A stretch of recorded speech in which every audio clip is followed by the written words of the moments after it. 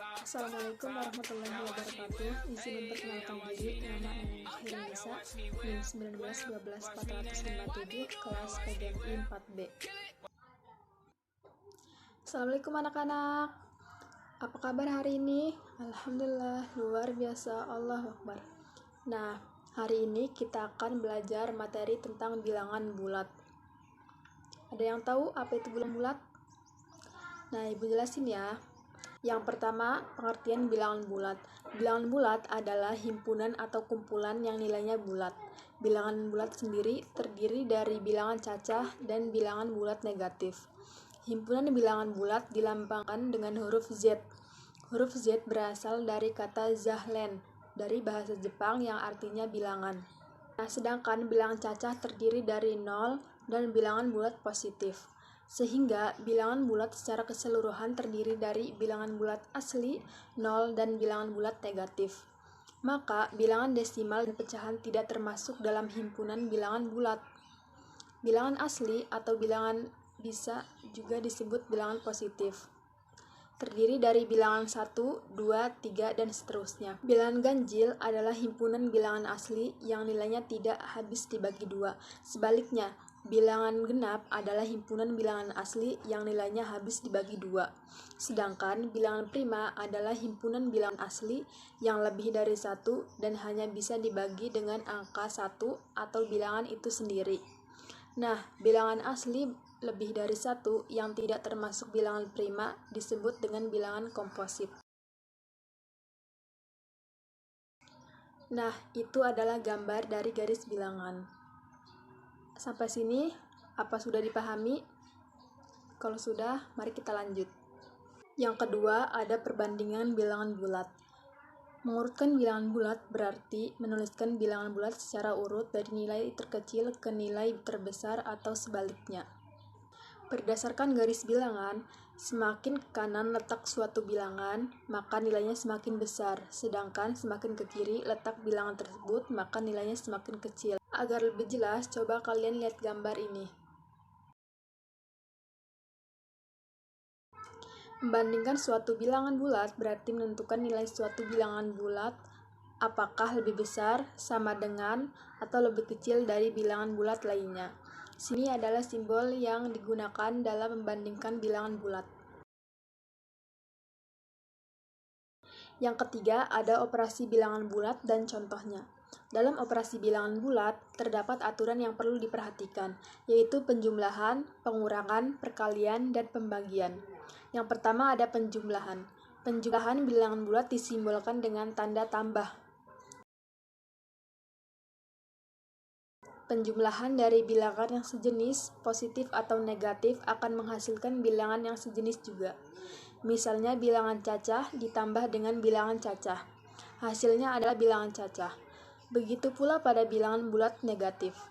Penjumlahan bilangan bulat dengan dua jenis yang berbeda, hasilnya merupakan pengurangan dan jenisnya ditentukan dengan jenis bilangan yang terbesar. Sampai sini apa bisa dipahami anak-anak? Nah, agar lebih jelasnya, Ibu kasih contoh ya. 1 ditambah 4 hasilnya adalah 5.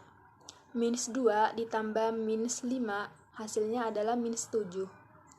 5 ditambah minus 2 hasilnya adalah 3.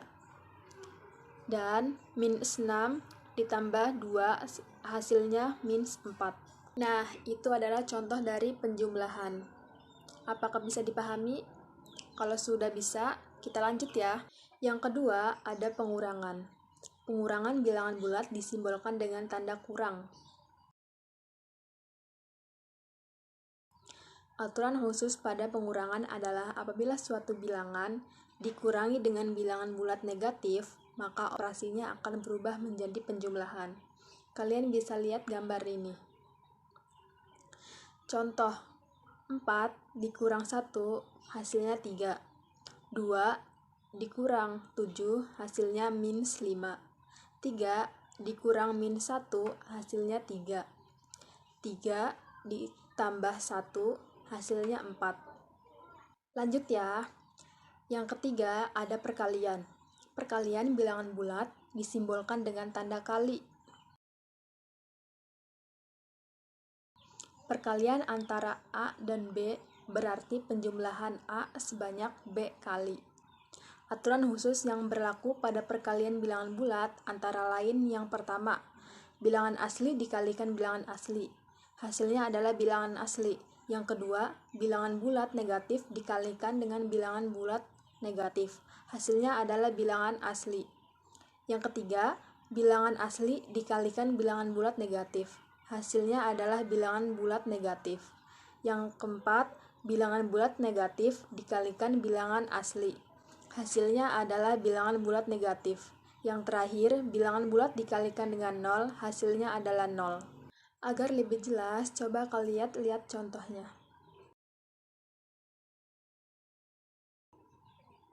Nah, jika sudah, kita lanjut ya. Nah, yang terakhir ada pembagian.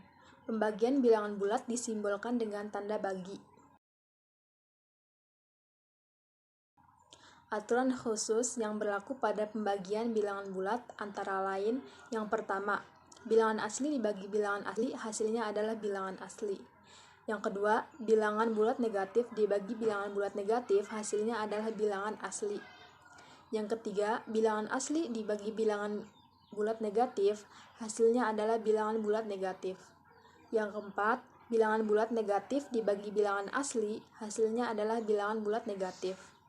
Yang kelima, 0 dibagi bilangan bulat, hasilnya adalah 0. Agar lebih jelas, bisa kalian lihat contohnya. Nah, sampai sini, apa kalian sudah paham? Agar kalian lebih paham, bisa kalian pelajari materi ini di rumah. Itu saja materi hari ini. Tetap semangat ya anak-anak. Ibu akhiri dengan mengucap Alhamdulillahirrabbilalamin. Wassalamualaikum warahmatullahi wabarakatuh.